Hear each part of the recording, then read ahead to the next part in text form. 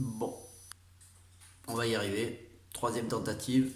J'espère que ce sera la bonne. On a été coupé au début de la trace écrite. Je vais donc reprendre au tout début de cette trace écrite. Avec la fin de la guerre froide, l'Union s'ouvre à l'Est et tente de concilier intégration économique et approfondissement politique. En 1992, le traité de Maastricht instaure l'Union européenne, qui renforce la construction européenne dans tous les domaines.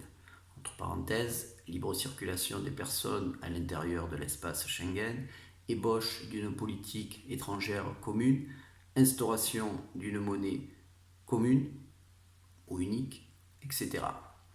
Les nouveaux élargissements permettent à l'Union européenne, de par son poids démographique, je vous rappelle qu'à la fin des années 1990, la population de l'Union européenne dépasse les 500 millions d'habitants, ce qui en fait le troisième foyer de peuplement au monde, derrière la Chine et l'Inde.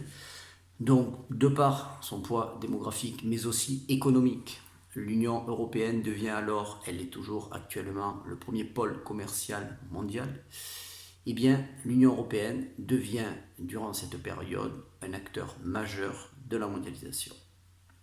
Mais les problèmes posés par les élargissements successifs, notamment l'intégration des pays d'Europe de l'Est, on l'a vu, le rejet par référendum du traité constitutionnel européen en France et aux Pays-Bas en 2005, démontrent que les fondements de la construction européenne demeurent fragiles.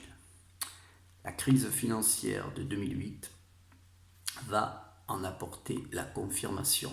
3 petits points de suspension. Voilà pour aujourd'hui. Nous terminerons ce chapitre à l'occasion d'un dernier cours qui portera sur la période qui va de 2008, de la crise financière de 2008 jusqu'à nos jours. En attendant, je vous souhaite une bonne journée ou une bonne soirée. Prenez soin de vous et à bientôt.